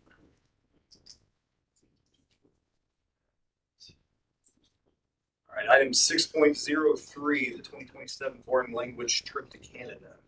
I move to approve the foreign language trip to Canada. Second. There's a motion by Member Stoltz, a second by Member Stevens. Any questions or comments? It's like a great opportunity for all 9th and 10th graders. I want to thank Kate Hogg and Derek Borch for taking time out of their, it looks like fall break, probably is when they're doing that in order to provide that opportunity for the students. That's wonderful for them to have that chance to go abroad. All right. All those in favor vote by saying aye. Aye. Opposed, nay. Vote passes 7-0. Item 6.04, Skills USA overnight field trip request. I move to approve 6.04, the Skills USA overnight field trip request is presented. Second. There's a motion by Member Stevens, a second by Member Elmore-Yaga. Any questions or comments? Just another shameless plug for the course offerings that Richmond Community Schools continue to provide our students, as well as students from around the county, for that matter, with regard to this program, under the leadership then Mr. Rusty Hensley and the expanded leadership of Mr. Josh Ames and Ms. Wolpe and her leadership team, and Mr. Sam Pritchard, our Assistant Superintendent of Secondary Education. This program continues to blossom, and to know that we're on the national stage to compete is possible. I'm sorry, state stage to compete is possible. Well, and in particular, Larry Wilson, the boots on the ground for this particular event. I again want to thank him. I love that our teachers are willing to do things outside of just the classroom. That speaks to their ownership of their job and the students, and I very much appreciate it. Another plug for it, if I may, from a public service standpoint. When you look and see what this trip is also going to be focusing on, and you're talking about machine and tool, technical drafting, firefighting, EMT. if anybody were to go into check with Richmond Fire Department and see how many members of the Richmond Fire Department or around this area of people, students who first got their start, with attending classes in here, you would find that the number is growing exponentially. When you ask an EMT or one of the new firefighters, they first got their teeth really chomping at the bit, by attending classes here. But then you also look, when we talk about machine and tool, also this is going to be hopefully replenishing, existing businesses that we have here in town. So again, this is one, just a small thing, but it's something that in the future is really going to be pay big dividends for the city of Richmond. I would second that. I'll second that. All right. You technically already did. I did that. All those in favor vote by saying aye. Aye. Opposed, nay. Vote passes 7-0. Item 6.05, the RCS Richmond High School front entrance renovation. I move to approve item 6.05. Second. That's a motion by member Stoltz, a second by member Brunton. Any questions or comments? I don't really have a comment on that. I just want to say I appreciate the administrative content, like the summary and like the project expected date. I think, just as a board member, it's always helpful when you're in the moment, but also I know sometimes we go back and search something sort of looking back. And, if there's just a PDF attached, like this one, it's pretty boring with just the contract in there with LWC and the technical docs. You're just like, what was this for? And it's hard to find the reference point. So just thank you. That's you, Cindy, or someone. That is perfect to put that in there. And so that's something that we'll, as we move down, we'll continue to be cognizant of and continue to move on. And I know we had asked if admin at RHS, particularly Mrs. Wilby, was on board with the design concepting that we had wondered about. I don't remember. Did we hear back about that? Okay. I don't believe we did. Okay, so where are we? I'm not going to steal his thunder. Okay. But I know that he's excited to share. First of all, Mr. McCurdy was very sorrowful he couldn't be here tonight, and so he has asked me to fill in. And there were 3 designs that he presented before you. The next stage would be to accept this this agreement, and once that's accepted, then we can get costs for the change, and it would just be a written change in it. It's budgeted there that if we need to spend the whatever money it is for whichever one that you guys are in favor of, that's budgeted there that we can do that. It would just be a change order to increase whatever it is that you guys select. We haven't talked to Ms. Wolpe, but I can do that. Really, we were kind of waiting until this got taken care of, and then we'll go with Thor as is the proposed contractor. GC general contractor for this, and once it's approved, then we'll go to them, or we'll figure out which one we want, and then go to them and get. Okay. I'm glad you brought up the cost component, because that was something that was addressed also. Like, is one going to be quite a bit less costly than another? And if so, maybe that would there are differences change in there, and right. And so, but I know you have your preferences, and we're well within. But cost is a factor. Yeah. I think cost, and I think what the high school leadership team needs to have more of a say in it than. So we'll get with them once this is approved, and have Ms. Wolpe take a look, and her team, and they can have their input too. Kristen, did you have something else? No, that's what I was going to reference. Thank you. Thank you, Mr. Miles. All right. All those in favor vote by saying aye. Aye. Opposed, nay. Vote passes 7-0. Item 6.06, motion to approve the agreement between Richmond Community Schools and Pridemark Construction for the room renovation project at Richmond High School.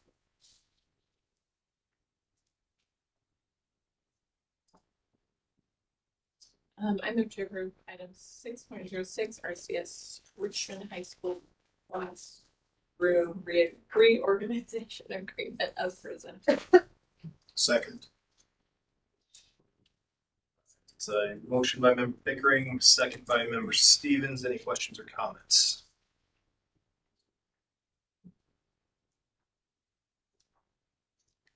All right. All those in favor vote by saying aye. Aye. Opposed, nay. It passes 7-0. Item 6.07, motion to approve the agreement between Richmond Community Schools and Pride Mark Construction for the Richmond High School Career Center restroom renovation. I make a motion to approve 6.07 RCS Richmond High School restroom renovation.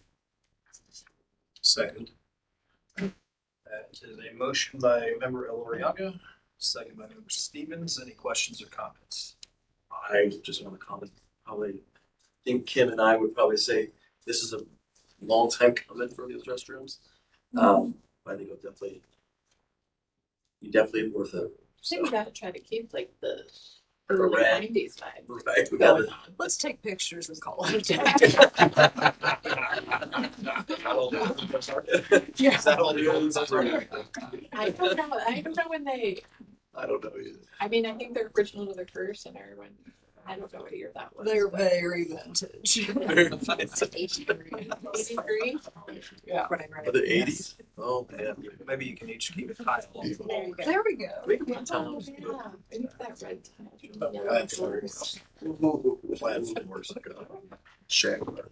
Oh, All right. All those in favor vote by saying aye. Aye. Opposed, nay. Vote passes 7-0. Item 6.08, motion to approve the engagement with Policy Analytics for data analytics reporting focused on the impact of Senate Enrolled Act 1. Mr. President, sir, I move to approve 6.08 policy analytics letter of engagement as presented. I'll second. That is a motion by member Stevens and a second by member Stoltz. Any questions or comments? All right. All those in favor vote by saying aye. Aye. Opposed, nay. Vote passes 7-0. Item 6.09, RCS music course lab fees. This is a motion to approve the proposal for RCS music course lab fees as presented. I move to approve the presented music course lab fees. Second.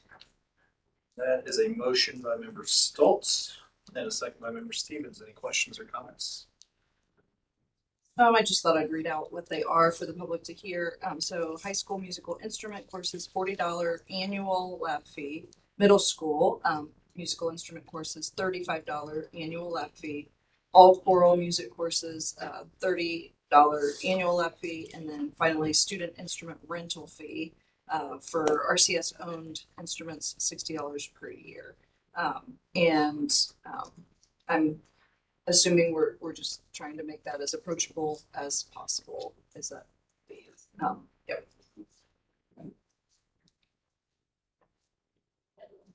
All those in favor vote by saying aye. Aye. Opposed, nay. Vote passes. One other thing, just I am also assuming that if it is absolutely not an option for a student to pay those fees, that there are ways that that person could approach a teacher and possibly have some sort of scholarship, or is that the case, or? That is something that I will get an answer Okay. for. And at our next board meeting, if that is the case, we'll definitely advertise to help those who will pay that like to. I do know for especially the instrument rental fee, they really do help. My middle school replaced the tuba. That is what he chose. He's really good at it, but to rent a tuba is not cheap. So hats off to the music department. They went out. I think they borrowed one from because he doesn't even who knew there were different size tubas. I think they borrowed one from another district potentially, and then someone moved to a different instrument, so we were able. So they really kind of reach out to the neighboring schools as well to, a lot of Instruments. yeah, a lot of kids will buy their own instrument or find them used, but obviously tuba is not one that's you already need to know they're very expensive even if you use. But like I said, I would assume I think our music boosters music department they do such a good job at even providing resources for all of them. So You have, what's that? Did you have? They have the form that they have the form that they use. Like the routine piece isn't new that they've done. We need to formalize that out across the district as far as the school high school goes. And so they do have payment plan options. They put that into parents. And they'll take $1 at a time. I know boosters help scholarships for kids and some of those things too. So the fees portion of it is something that the state kind of did. I tried to put that in there for you so we can ask that of everyone, but anyone who qualifies for free or reduced lunch doesn't have to pay that, so the kids will still be able to participate. So there's not a this isn't a way to exclude any kids from participating. So we work with the finance department and the music department, try to make sure it was affordable if I had multiple kids or if I was in multiple instrumental groups, to be able to afford those things. So they felt like that was going to still be affordable for our families from what they have been charging in the past. So this just kind of formalizes it, right? Makes it uniform. Thank you, Mr. Sam Pritchard, our Assistant Secretary.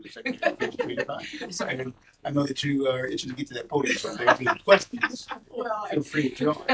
Okay. Sorry. Thank you guys. I appreciate knowing that that is accessible for all of our students and that it's not a roadblock. You're moving on to item 6.10, motion to approve the request. Yeah, it was 7. Oh, sorry. 7, yeah. Sorry. I just at the end. Yep. Sorry. Where I'm on it. Not usually not.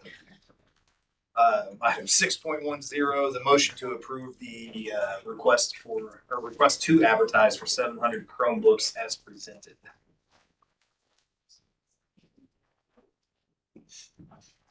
I move to approve 6.10, the request to advertise Chromebooks as presented. I'll second. It's a motion by member Stevens, a second by member Stoltz. Any questions or comments? I'm just going to say I don't know if you have handled it like this in the past. I don't think I've seen anything, but I'm glad to see it. I know Mr. Hazelbaker has kind of been pushing for a more formalized replacement plan. Seeing the state of my son's Chromebook right now, which does not even work half the time. It's time, so, I know that you all talked, I think, probably part of the strategic plan too, was just how we cycle through and make sure that kids are getting new Chromebooks and we're not buying the whole lot every year. So I'm glad to see this. All right. All those in favor vote by saying aye. Aye. Opposed, nay. Vote passes 7-0. I would like to make note there on the posted RFP, the dates for the response deadline is to be April 10th, and then there is a change in specs. We'll get that change later, posted on board docs. Thank you, Mr. Alex Hazelbaker, our Director of Technology. Moving on to our policy reviews. Item 7.01, policy 0144.1, the revised policy regarding compensation up for second reading and approval. So I'm looking for a motion to approve policy 0144.1, compensation as presented. I think I'd like to recommend that this move to third reading. That would be my recommendation. My motion. We have a motion to move to third reading. Second, okay. So motion to move to third reading by member Brunton and a second by member Stevens. Do you have any questions or comments? I guess my comment is that, well, this was being modified because of Senate Bill 287. But when I look at this, what we can see, what we're looking at is part of our original compensation agreement, but then it takes other parts of it, but it alters some of it. And I think we need to see it as a whole with these changes, which is just saying we're going to follow what the new bill says, but also in addition to that, there's a resolution for our compensation to remain at the 2,000, but I think that we need to see this as a whole with everything together. Makes sense. Okay, all those in favor vote by saying aye. Aye. Opposed, nay. Vote passes 7-0. Item 7.02 is a motion to approve policy 0167.2 regarding executive sessions as presented. And this is second reading and approval. I move to approve 7.02 policy 0167.2 regarding executive session on second reading for approval. I'll second. That's a motion by member Stevens, a second by member Stoltz. Any questions or comments? This is just a reminder that these are changes made because of House Enrolled Act 1134, where new provisions for the open door law.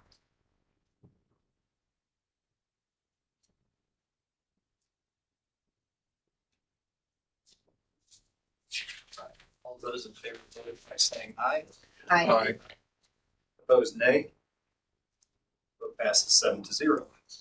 Item 7.03 is a motion to approve policy 3131, reduction of force and certified staff compensation as presented. This is for second reading and approval.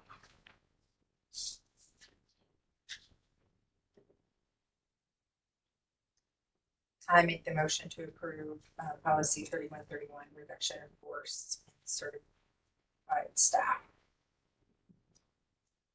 I'll second. That is a motion to approve by member Brunton and a second by member Stoltz. Any questions or comments? The recommendations in this are changes with recommendations, which basically moves items from policy to admin guidelines. There was a spelling correction also that was made from the first reading we had last month to the second meeting. And then anything, Dr. Wright, you want to add, or Mr. Hensley to this as well? Absolutely. As Member Brunton has alluded to, there also is language updates that are found in the policy. It also aligns the policy from a language standpoint.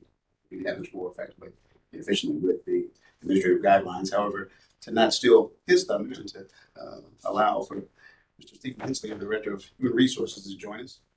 Mr. Hensley, I'm not sure if there's anything that I may have not alluded to, but in short, this is really more of a formal, and merely just a language. Yeah, the only thing I would clarify is I know the words reduction in force are very scary words for the whole district. And so this is a policy. This is not the board approving names, structure, places, positions, people. It is just policy language that is updated from our Neola guidelines. And so what this does, it allows us to correct the language to make it accurately reflect what the policy is going to do as according to the law. And then once that policy is approved, it'll create an administrative guideline will flow from it. But I know there's a lot of nerves about this policy being on the board. The board is not approving names, positions. There's not a reduction force being approved tonight. It is the policy. That's it. So for everyone listening and anyone here tonight, it is not the RIF. No names are on here. It'll be a different process. This is just the policy. And this conversation started in policy meeting way back in January, but back when it first, and it only popped up because Neola sent us updates, which is how we handle policies. Yep. So we discussed it at the policy meeting in January, these minor changes, and then it's moved to last month and then now this month. Yeah. So it began really, I think we brought it up closer to end of December when I first transitioned. Brought a policy meeting, we discussed it, we brought it to the board twice, and it's just the policy language change. That's it. Yeah, I think to piggyback on Mr. Hensley's comments, we've got an executive session after this to discuss. We don't even know, yet what totals even look like. So, or what the recommendations are going to be across the district, by building, et cetera. So, yeah, there's nothing along those lines being approved tonight. Sure.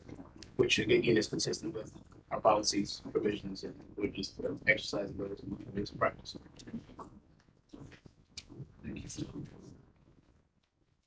All right, all those in favor, vote by saying aye. Aye. Opposed, nay. Vote passes 7-0. Item 7.04, policy 5462 is a technical correction.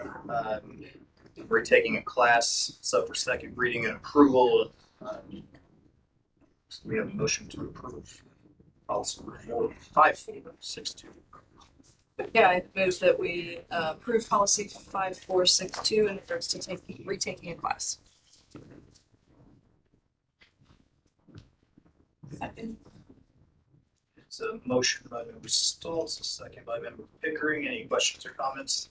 Just a quick update. This policy came multiple times to the policy group. Mr. Hensley worked very closely with the high school administration, basically to make recommendations to this policy that reflect giving students the most number of options to be successful. And that's what's being recommended, the changes. All those in favor vote by saying aye. Aye. Opposed, nay. It passes 7-0.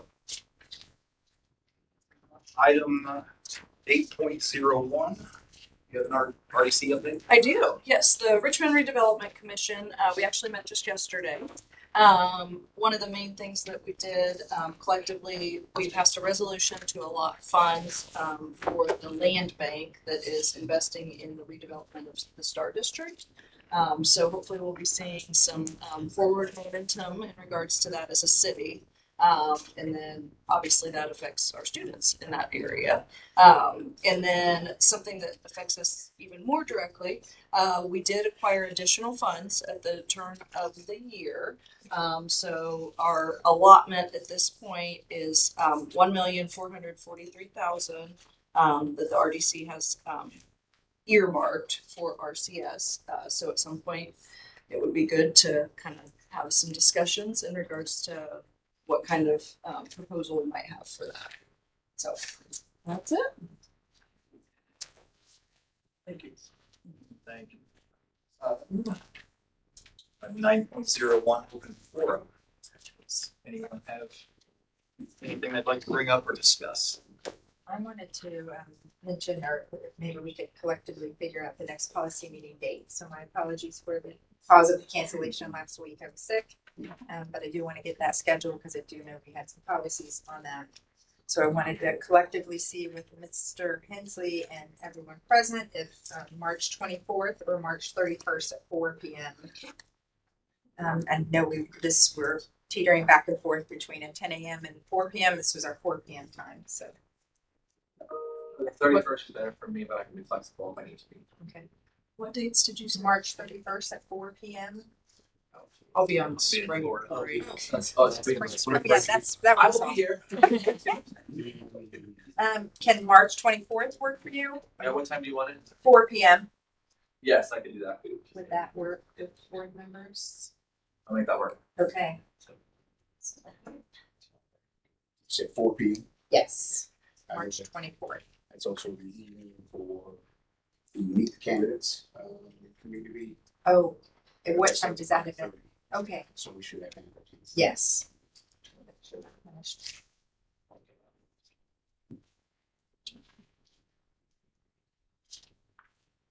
Anybody else have anything open forum? President Brand, trustees, I simply wanted to share with you all that as is found through the strategic plan, will be coming to you all. I say will be because, again, as you all know, I love all those gates, but our central office team will come before you in the month of April to share the most updated strategic plan quarterly review. However, this evening I simply just wanted to pay homage to you all as a board, as well as our community, our folks, leaders, building our leaders, faculty, staff, students, stakeholders who, through strategic planning process phases 1 and 2, have exercised resiliency. We have been and hit the ground running. Before you and behind you is software that we have utilized to continue to maintain and establish a system of checks and balances. This Monday.com software we are utilizing as central office and government leaders to monitor the progress of said strategic plan. And as Mr. Hazelbaker is just perusing through, you can see that it's quite extensive. We are very grateful of not only central office leaders, but also Mrs. Ruth Stone, who, as we know, has had a major part in the plan, and she is still working with our central office team to make sure that the plan is moving accordingly. We also have strategic imperative working groups. It was mentioned at the podium this evening, and as was promised during one of our last meetings, actually just last month, this is the stage and the phase for which we will be bringing all of the necessary entities around the table to further discuss and flesh out the key performance indicators found in the plan. And for those community members and stakeholders and others who have already committed to being a part of those strategic imperative working groups, we can't thank them enough. I think tomorrow is our second meeting. Our first working group was held roughly 2 weeks ago with our students, and because we know that our plan calls for things to be student first related, and the students were they're very grateful and very engaged. Lastly, just as we had mentioned, we definitely have heard from our community. We'll continue to hear from our community, and we sincerely appreciate all feedback, as well as the insight, the anxiety, as well as the unwavering support that they've provided thus far with us bringing this strategic plan to fruition. And more importantly, as we move through the spring semester, I will be reinstituting my community conversation series, as I had held a few semesters ago, to educate our community even further of what's actually found within the plan, and hoping to dispel many of the myths, rumors, and inaccuracies which naturally come with such change. Thus far, we have been we've been working extremely hard. I'm very proud of all of us that have contributed to us and will continue to contribute to this plan. I thought I would love to hear from other people who went to the school board conference too, but I know I really enjoyed just some of the breakout sessions we got to do, as well as the collective, what do they call them? You know, the big speaker and all keynote speakers. Yes, exactly. So yeah, I got to do one of the sessions on what your competition is doing to recruit your students. So just to kind of get some ideas of some tactics and strategies that we could be implementing to prevent that. And then also navigating social media as a school board leader, and what does that look like and what does that not look like. So appreciated that, as well as just getting a chance to, it was the four of us, Michael and Kim and Kathy and I, just having, and Dr. A, of course, you know, just having the opportunity to connect. And then we got some time with Chartwells, which was great to have, you know, just the opportunity to say, oh, what, you know, what does this look like, and what, and they treated us to dinner, which was nice to get a little love. So that was appreciated. So yeah, I didn't know if anyone had any other thoughts or feedback from the conference. I thought it was great. I'm glad it was not so far away, so we can actually get there easy. Yep. I know I did budget planning and trying times. I also did what to ask or know to understand your school district finances. So Ms. Scout will You get lots of questions from me. And then I did, I think a few of us did a really good one on reimagining education, 4-day blended learning. That was really awesome. Which, I mean, and all of the speakers were either superintendent or board members, or really, they weren't just consultants that got to speak.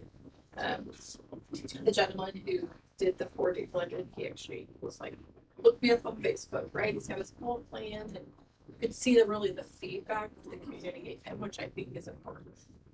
Yeah. On any change or anything we're talking about, so I just like to be so transparent.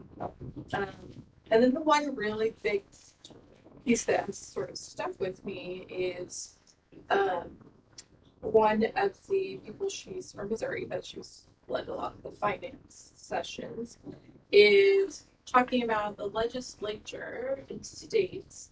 They are more willing to listen to board members as other elected officials when you go testify or go talk at the state house. So she was like, no offense to superintendents, but it's just a different, they listen to superintendents, they hear teachers. And she had just brought up a lot of board members don't go do that. And she just sort of brought up they know we have a different level of understanding, or just it's a different view. I don't know why it's good they should listen to everybody, but I just thought that was really important because we have so many people that go, which is helpful, but I think the board members, their state house day, I know a lot of board members go, but there's other opportunities to sort of go and talk to your state representatives in that type of setting. So I'm about to test that here. Yeah. They didn't respond. Well, I see, like, you gotta go there, not just. Right. I won't say anything. Yeah. I think she was very, she was CFO from Missouri, but she had a lot of great ideas. But I think one of the things that I took away too was, one of the sessions that I took was the face of leadership, navigating community and family engagement. And I think one of the things that, we tend to forget is that we all have a connection to this community. And sometimes we forget to engage with this community. And everybody has a voice, but we also are not hearing that voice. And so what Carrie from Tennessee really did is he told us all the things that they're engaging in. And so one of the things that I took back was, bringing this back to Richmond, we are all connected somehow, some way, family, not family, cousins, whatever the case may be. But how can we reconnect with our business leaders? How can we reconnect with certain members of our community that may have a negative light with us? How can we connect with certain people that want to have a relationship but don't know how to engage with us? And so one of the things that I take away is, and I challenge us as a board, is how can we reconnect with those people? How can we engage with those people to bring them back to Richmond Community Schools? Because we all believe that we have the best education here. We have the best students. We have the best parents. But I also want to give a shout out to our business leaders that are out there, that our administrators are out there. How, I challenge them, how can we connect to you guys so that we can grow Richmond to make this community better? And so that's my challenge. So without taking the 4-day work, that guy was, and he's down in Cincinnati. I think it was Oak Hill Academy. And everybody, the logistics may be different, but it was really awesome to see the increase in test scores, to see the increase in attendance. Those are certain things that we're teacher attendance. That was crazy. And there was data. He had data to prove it. So again, I challenge not just us, is, we have a school community right now in Lafayette that has been approved, that has the 4-day weekend. Maybe I challenge our administrative to maybe take a look at that and see how we can get approved for that, or see how that can help us with our budget crisis. how that can help with our test scores. Give us the data, show us what we can do, and I think we would all be willing to take a gamble. Well, I think they really equated it to one of the pieces of, not just a 4-day week, but they brought it in with the career tech. Yes, yeah. So like for the high school, and he sort of did it as a tiered approach, I think, right? Right.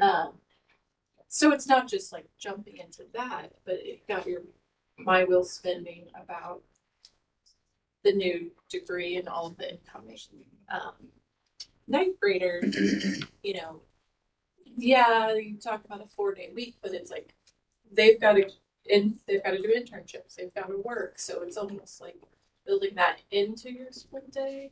And then that 5th day is they're going out into the community and doing those diploma requirements. I think it doesn't take away from right their I think that presentation was in some of the literature they sent out to us. I read through that. It was incredibly well put together. Oh yeah, it was. And I think one of the challenge was, and I think I took away too, was a lot of the elementary schools was his challenge part. But he had all the answers to it. A lot of people were afraid, well, when am I going to get my meal? How am I going to get my meal? And so he had all the answers on transportation, how that would look. One of the things that I took away was his biggest critic. I mean, we all know critics, they like to go on social media, has become his #1 supporter. And that was, to hear that, I was like, I mean, how many people do that in Richmond? I think so, you know what I mean? But I just was very intrigued by that. So, Kathy, anything to add? It was a great opportunity. I'm very thankful I got to go. There was a lot to learn. I'm still learning a lot. But my eyes were open on just all the aspects of what sessions we went to, and we had some great presenters. keynote speaker was awesome. I don't know if you guys remember. This maybe Claire Huxtable. I mean, The Cosby Show. the Elizabeth Shaw, yeah. So I mean, the mother of all mothers in America. She was amazing. A really advocate for public education. And she gave us that one pause, one look, and I was like, "Am I in trouble?" When I was just sitting there listening to her. I felt like I was in trouble, but I felt like I learned something too. So it was awesome. For this being the first time that our corporation had attended the COSBA National Conference. Previously, as we all know, the National School Board Association was the national conference that we participated in. But this being the first time at COSBA, it was very informative, full of substance. As Member Pickering referenced, being able to coach was great. Gave us a chance to stay relatively local. But I think that all the sessions that I attended and took so much away from, even a book for all of us to potentially study from, as we have committed to, which again found in the strategic plan, committed to continue to improve upon our craft and development as a governing body. I will say that, to Member Pickering's point, I think thematically throughout the sessions I attended, as well as even the keynotes, Mr. Rashad and Claire Huxtable was amazing. There was another keynote within the session you all can recall. The gentleman was trying to connect the world globally through peace, through students. And I think the premise that he was arguing is that we place students in the metaphoric sandbox, the kids in the metaphoric sandbox. They're going to continue to flourish, grow, and blend.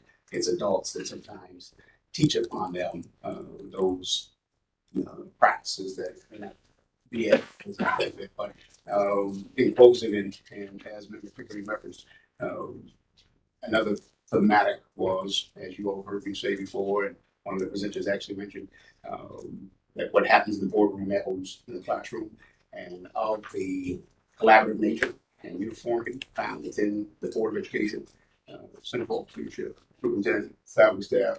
It just referencing data, it really improves upon student achievements and outcomes like no other. Just that simple uniformity of a governing body.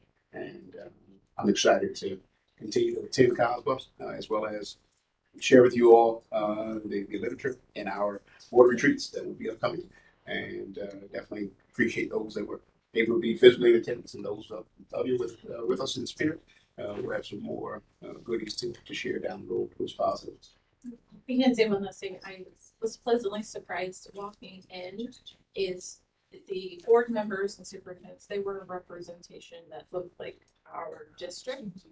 I know sometimes when you go to school board events, it's just a certain demographic, and you're just like, I don't fit here. You know, it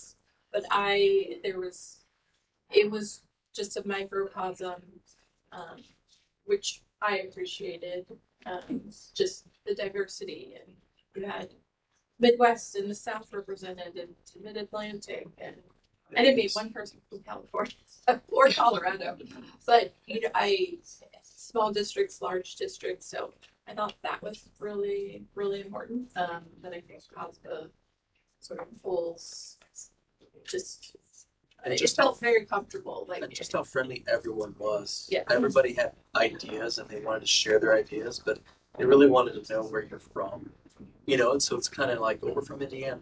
I'm from And what are Ohio. you doing there? What are you- What's working? And What's how can we- exactly? It was a good. It was like a good, and like you said, it was a very good conference. I want to keep closing, I promise. One of the other aspects, and this goes back what we were Pickering referenced regarding presence and impact state house. Knowing that the Indiana School Board Association had recommended this upon all school boards of the state, and we obliged. Knowing that we are coming on to a legislative session that is going to be heavily surrounded by budgetary matters.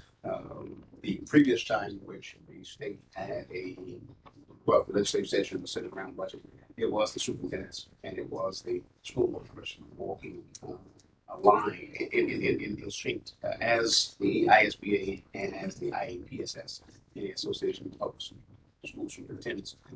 I think our state does it better than most states. And this upcoming fall, we'll have that time to take to the testimonial podium in the State House. So, Mr. Brand, sounds like you're ready to go. Yeah. Once you're off crutches. Yeah, well rid of those. All right, anything else?